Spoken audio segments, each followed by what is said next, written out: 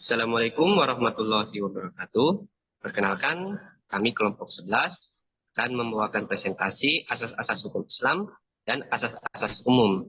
Yang dimana sebelum memulai presentasi ini akan terbagi menjadi 3 pembahasan. Yang pertama, asas-asas hukum Islam, yang asas-asas hukum Islam yang bagian umum, lalu kemudian asas-asas hukum Islam yang bagian khusus, yang dimana akan terbagi menjadi 2, sehingga ada 3 topik pembahasan. Sebelum memulai presentasi, memperkenalkan diri, saya Topas Nurpala, sekaligus moderator. Saya Syed Maulidan. Saya Muhammad Baik Al-Hadad. Sebelum memulai pembahasan, saya akan membuka pembahasan materinya, yaitu bahwasanya asas hukum Islam itu ada banyak. Ada yang bersifat umum, ada pula yang bersifat khusus. Asas yang bersifat umum terdapat dalam semua bidang hukum Islam, yang mana ada pula yang bersifat khusus dalam bidang-bidang tertentu secara spesifik, seperti yang membahas tentang terkait pernikahan, yang berkaitan dengan bagian waris dan hadis, yang berkaitan dengan tindak pidana, serta keperdataan yang mana sangat menyangkut sekali dengan bentuk perdagangan dan asas jual beli. Asas hukum Islam sumbernya itu yaitu yang hak merupakan sumber berasal dari firman Allah langsung yang termuat dalam Al-Quran. Lalu kemudian ada sabda-sabda Nabi dan perbuatan-perbuatan Nabi yang dirangkum melalui saksi-saksi para sahabat dan dimuat dalam satu kumpulan yang disebut sebagai hadis. Yang selanjutnya oleh pemikir-pemikir Islam dari kedua sumber tersebut kemudian dikembangkan sehingga melahirkan lebih banyak pemikiran-pemikiran baru dan juga pemahaman-pemahaman baru terkait dengan hukum Islam. Slide selanjutnya.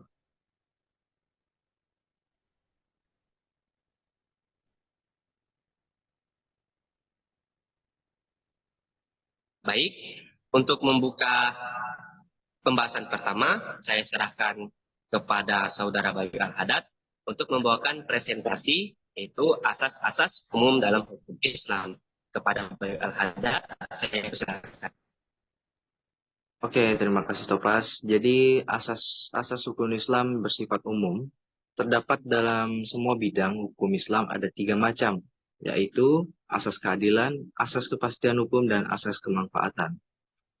Slide dulu. Oke, yang pertama ada asas keadilan. Keadilan dalam Islam meliputi 5 hal. Pertama, keadilan Allah Subhanahu wa Ta'ala yang bersifat mutlak. Yang kedua, keadilan firman-Nya atas ayat-ayatnya. Ketiga, keadilan syariatnya yang dijelaskan oleh Rasulullah SAW. Yang keempat, keadilan pada alam ciptaannya. Yang kelima, keadilan yang ditetapkan untuk manusia dalam kehidupan bermasyarakat. Oke, slide selanjutnya.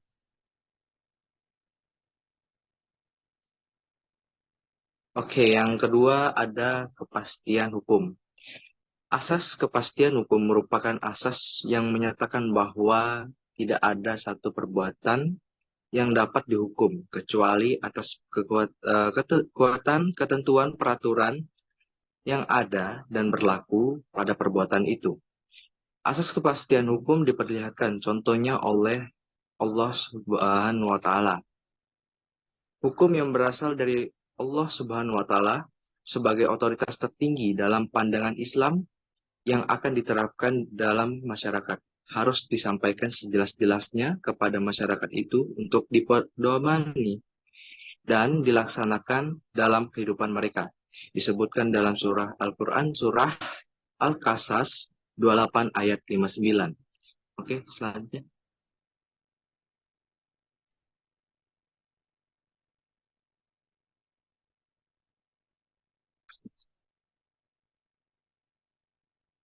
Oke, yang terakhir ada asas kemanfaatan.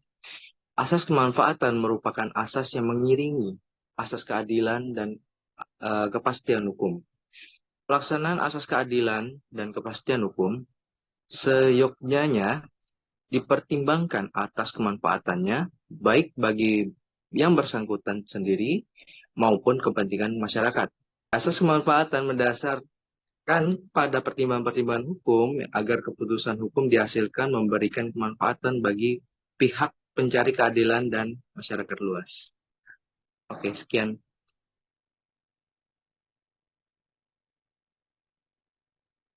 Baik, terima kasih saya ucapkan kepada Saudara Bayola Haddad atas presentasinya. Selanjutnya kita masuk ke dalam pembahasan asas-asas khusus dalam hukum Islam. Sebelumnya saya menjelaskan bahwa asas-asas khusus dalam hukum Islam itu terbagi atas beberapa cabang. Ada yang membahas seperti yang saya jelaskan dari awal tadi, ada yang membahas khusus mengenai tentang pernikahan.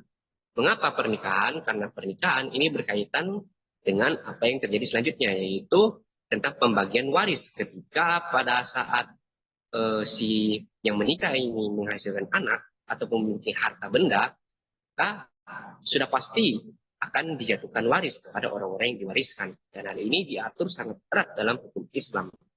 Di luar daripada itu, ada konteksnya dalam hukum keperdataan. Nah, di sini hari ini kami akan membahas dua di antaranya, yaitu yang berkaitan dengan keperdataan dan tentang pidana. Di antara asas-asas tersebut meskipun dikatakan khusus, tapi asas-asas ini bersifat universal. Maknanya dalam ruang lingkup hukum Islam. Dalam hal ini kami akan membahas cukup dua di antaranya seperti saya singgung di awal. Baik, selanjutnya asas-asas khusus pidana. Asas-asas khusus pidana dalam hukum Islam akan oleh Saudara Syed Maulidan. Pada Saudara Syed Maulidan, waktu terdekat saya persilahkan. Terima kasih untuk Topas. Asas-asas pidana hukum Islam itu ada 3. Yang pertama adalah asas legalitas. Asas legalitas itu sendiri yang dimaksudnya itu sendiri adalah asas yang menyatakan bahwa tidak ada pelanggaran maupun hukuman sebelum terdapat peraturan yang mengatur sebelumnya. Hal ini sesuai dengan kalimat terakhir firman Allah di atas bahwa Allah tidak akan mengazab umat manusia sebelum dia mengutus seorang rasul yang menyampaikan ketentuan dari Allah. Lalu yang kedua ada asas larangan. Asas larangan memindahkan kesalahan pada orang lain. Hal ini memiliki arti bahwa masing-masing jiwa harus bertanggung jawab atas dirinya dan tidak dapat dibebani oleh beban orang lain. Siapapun yang berani berbuat, maka ia sendirilah yang harus berani bertanggung jawab. Lalu yang ketiga adalah asas praduga tak bersalah. Artinya seseorang yang dituduh melakukan kejahatan harus dianggap tak bersalah sampai hakim dengan bukti-bukti menyatakan dengan tegas kesalahan orang tersebut. Asas-asas ini juga didasarkan pada Al-Quran yang menjadi landasan dari asas legalitas dan asas larangan memindahkanlah kesalahan orang lain. Baik, terima kasih saya ucapkan kepada Saudara Syed Maulidan. Dan selanjutnya asas-asas perdata hukum Islam akan dibawakan oleh saya sendiri.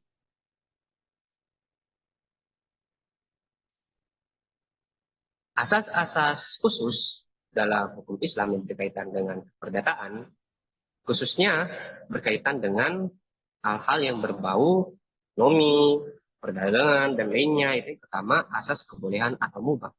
Hukum asal suatu hubungan perdata atau muamalah itu adalah boleh selama tidak ada dalil atau ketentuan yang melarang muamalah tersebut. Asas ini artinya memberikan keleluasaan dan kesempatan yang luas bagi siapa saja yang berkepentingan untuk dapat melakukan hubungan muamalah dan mengembangkan hubungan tersebut selama tidak terdapat larangan di dalam Al-Quran dan As-Sunnah. Saya jelaskan kembali, maksud dari asas kebolehan atau mubah itu artinya apabila ada hal-hal yang berkaitan dengan perdagangan, seperti contohnya dalam asas jual beli. Ketika sedang melakukan perdagangan dan perdagangan itu dipertanyakan apakah perdagangan ini sudah memenuhi hukum Islam atau tidak.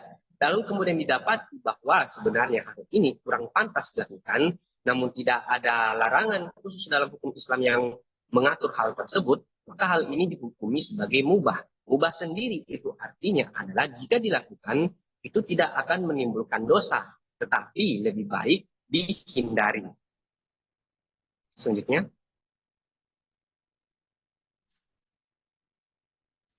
ada asas menolak mudarat dan mengambil manfaat. Artinya asas ini mengandung arti bahwasanya mencegah atau menghindari kerusakan lebih diutamakan daripada mendatangkan keuntungan. Bentuk hubungan perdata yang mendatangkan kerugian mudarat itu harus dihindari sebisa mungkin. Sedangkan hubungan perdata yang mendatangkan kemanfaatan, baik bagi diri sendiri ataupun masyarakat luas, harus dikembangkan sesuai dengan kaidah fikih. Hal ini kembali lagi kepada sunnahnya sunnah Nabi. Ini hal ini kembali kepada perintahnya Allah yang dimana Allah memerintahkan kepada setiap hamba-hambanya agar supaya selalu berada di jalan yang benar dan berada di jalan kebaikan. Nah, artinya Allah memerintahkan senantiasa memerintahkan kepada kita untuk menghindari segala sesuatu yang berdampak buruk, baik dalam kutip untuk diri kita sendiri maupun untuk orang lain, terutama berkaitan dengan kaidah, berkaitan dengan imaniyah, lalu berkaitan dengan rohaniyah. Hal ini saling berkaitan satu sama lainnya. Karena kenapa? Ketika kita tidak menolak mudarat, ketika kita melakukan suatu perdagangan, ketika kita melakukan suatu transaksi, melakukan suatu jual beli, dan ternyata ada hal unsur-unsur yang terlarang di dalamnya seperti riba contohnya, itu mungkin tidak akan terasakan dampaknya sekarang, tapi lambat laun kita akan mulai merasakan dampaknya seperti contohnya bunga. Ketika kita meminjam uang kepada bank, kita mendapatkan keuntungan saat itu kan, kita mendapatkan dana yang dibutuhkan, tapi bank memberikan bunga sekian persen kepada orang yang mengambil pinjaman tersebut. Untuk saat ini mungkin si peminjam tidak akan merasakan dampaknya. Namun ketika dia akan mengembalikan uang tersebut yang seharusnya dalam hukum Islam uang itu dikembalikan sesuai jumlah yang ia pinjam, malah ia harus dibebankan kembali untuk membayar sekian ribu rupiah yang dimana dimaksudkan sebagai bagian daripada bunga pinjaman tersebut. Maka hal inilah yang disebut sebagai suatu mudarat dalam suatu hal-hal yang berkaitan dengan perdataan. Slide selanjutnya. Selanjutnya asas kebaikan. Hal ini kali lagi berkaitan dengan poin pertama dan poin kedua. Bahwasanya kita sebagai umat muslim utamanya itu harus dipol-polkan, harus selalu intinya selalu ditanamkan supaya setiap perbuatan, setiap tindakan kita itu harus pertama membawa kebaikan untuk diri kita sendiri, yang kedua membawa kebaikan untuk orang lain, yang ketiga meningkatkan keimanan, meningkatkan keukhuwahan Islamiyah antar umat, dan yang terakhir untuk mendapatkan keuntungan itu sendiri, kan intinya. Berdasarkan asas kebajikan ini, seyogyanya itu sebuah hubungan keperdataan itu harus mendatangkan kebajikan bagi kedua belah pihak. Hal ini ditegaskan kembali ke dalam surat Al-Maidah ayat 90. Mungkin ayatnya bisa Anda atau kalian yang menonton ini mengutipnya sendiri. Slide selanjutnya. Selanjutnya asas kekeluargaan atau kebersamaan. Hubungan perdata harus senantiasa dilandasi dengan asas kekeluargaan. Karena asas ini melahirkan konsekuensi sebuah hubungan yang saling menghormati, kasih mengasihi, serta tolong-menolong dalam berjuang bersama. Seperti yang selalu disinggung, bahwasanya agama Islam itu agama yang sangat kental sekali dengan yang namanya ukhuwah, persatuan, persaudaraan. Di mana ketika kita menjadi seorang muslim, kita itu selalu diupayakan agar selalu membahagiakan sesama muslim, selalu menyenangkan terhadap sesama saudara seiman kita. Seperti yang selalu disabdakan oleh Nabi, bahwasanya kita itu harus selalu membantu dan menolong saudara-saudara muslim kita. Maka hal ini dari dasar hal ini, baik dalam segala lini kehidupan, termasuk dalam hal keperdataan, seperti contohnya dalam berdagang, dalam menjalin suatu birokrasi atau apapun itu, semua itu harus dilakukan dengan asas kekeluargaan.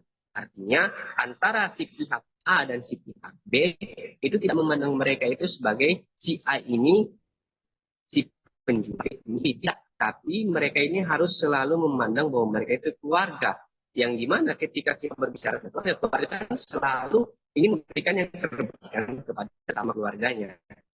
maka kita akan ada dalam unsur kebenaran dalam asas Islam, dimana kita itu harus selalu memberikan yang terbaik bagi sesama saudara kita, terutama saudara seiman, saudara seislam. Slide selanjutnya. Selanjutnya, asas adil dan berimbang. Asas ini sudah jelas ya. Asas yang mengharuskan kepada setiap pihak pelaku hubungan perdata untuk senantiasa melakukan berlaku adil, baik dalam pembagian hak maupun kewajiban. Asas ini juga memiliki arti dalam hubungan perdata, tidak boleh mengandung unsur penipuan, penindasan, atau kerugian salah satu pihak. Mencuri saja itu, mengambil sedikit saja bagian dari saudara muslim kita, itu sudah dihukumi seperti memenggal kepala saudara seiman kita, apalagi kita sampai menipu dia dalam jumlah yang cukup besar. Hal ini tentu saja akan menimbulkan kerugian, terutamanya akan menimbulkan dosa bagi si pelakunya itu. Maka dari hal itu, dalam agama Islam diupayakan supaya kita itu untuk melakukan suatu hal yang berkaitan dengan jual beli, transaksi dan lainnya itu dengan seadil-adilnya. Ketika kita berdagang, contohnya menjual sayur atau membeli sayur, si pedagang itu harus menimbang barang-barang yang dijual ini sesuai dengan timbangan yang semestinya, tidak dikurangi, tidak juga ditambah. Hal ini berkaitan lagi dengan riba kan. Setiap riba itu jelas dosa. Terus kemudian selain itu kita itu harus menghindari hal-hal yang menjerumuskan kita kepada perbuatan-perbuatan yang menimbulkan dosa. Seperti perilaku saham bodong. Banyak sekali dalam dunia-dunia modern ini, di abad ke-20 ini, kita lihat di Indonesia, contohnya ada banyak dibuka-buka kayak saham-saham yang dimana saham ini bernilai pahala di dalamnya, sehingga orang berbondong-bondong untuk ikut di dalamnya. Padahal orang-orang yang membuka usaha saham itu pun juga tidak tahu mereka itu harus berbuat apa. Malah dana-dana yang sudah terkumpulkan itu malah ditilep, malah dibawa kabur atau disembunyikan di lain tempat, sehingga menimbulkan kerugian bagi saudara muslimnya. Maka dari itu berlaku adil kepada setiap saudara muslim, tidak hanya untuk orang Islam, tapi juga untuk semua manusia. Pada dasarnya kita diajarkan untuk mengasihi. Maka dari itu kita harus berbuat adil terhadap saudara-saudara muslim kita, dan jangan membohongi mereka. Slide selanjutnya.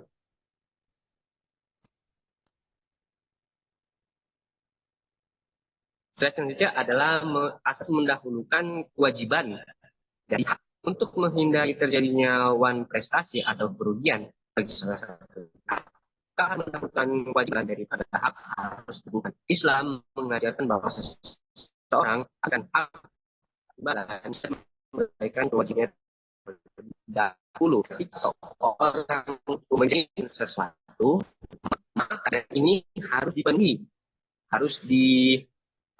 dipenuhi lah dulu intinya, baru kemudian boleh kita mengklaim sesuatu imbalan daripada jaminan itu. Seperti seseorang yang berjanji akan menjual rumahnya dengan harga sekian, seseorang boleh memberikan DP-nya sebelum si penjual ini sudah memberikan bukti-bukti lain seperti memberikan surat-surat kejelasan surat-suratnya, atau paling tidak memberikan surat pernyataan yang dimana surat itu bangunan yang dijual itu memang adalah miliknya, sehingga terjadi kejelasan bagi kedua pihak bahwa barang yang mereka transaksikan ini adalah barang yang jelas, sehingga tidak menimbulkan kerugian bagi salah satu pihak. Slide selanjutnya.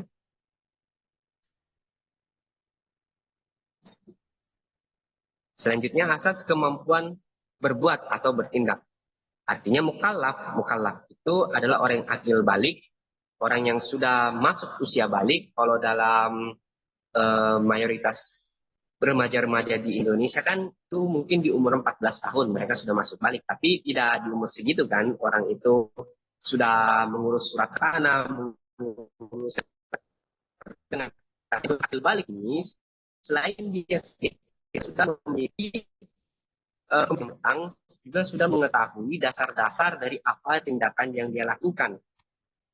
Seperti seorang yang berumur 17 tahun di Indonesia itu sudah memiliki hak untuk melakukan tindakan hukum, dan hal ini jelas masuk dalam kategori ini, yaitu orang yang sudah mampu berbuat atau mampu bertindak. Tidak mungkin kan kita ingin memberikan suatu urusan-urusan berat tertentu seperti urusan jual beli kepada anak-anak yang baru berumur belasan tahun walaupun dia sudah balik kan. Jadi mungkin itulah inti dari kemampuan asas ini, asas kemampuan berbuat atau bertindak. Slide selanjutnya.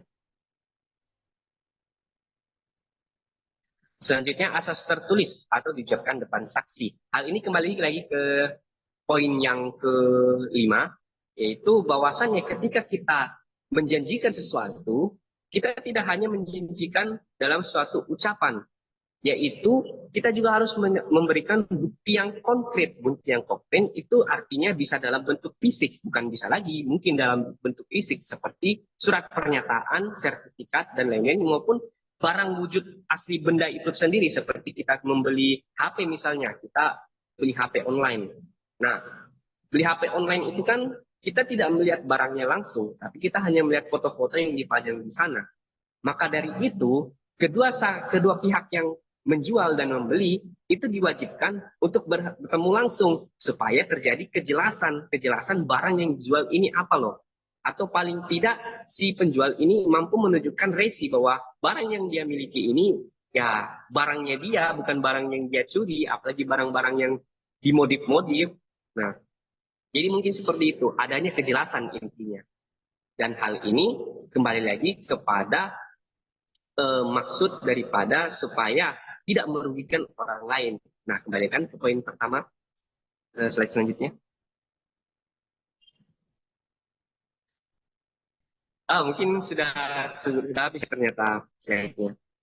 Walaupun terdapat perbedaan, maksudnya terdapat pemisahan antara asas khusus dalam keperdataan, dalam pidana, dalam perkawinan dan hak waris, namun kesemuanya itu tidak berdiri sendiri, melainkan kesemuanya itu saling berkesinambungan satu sama lain, membentuk asas-asas yang jauh lebih kuat dengan tujuan akhirnya yaitu menghasilkan atau memberikan keadilan yang seadil-adilnya bagi tiap-tiap insan, bagi tiap-tiap manusia. Hal ini juga berkaitan erat dengan tujuan dari hukum Islam itu sendiri, yaitu supaya memberikan rasa aman, nyaman, dan rasa keadilan bagi setiap umat Islam, setiap umat Muslim, setiap orang-orang yang beriman.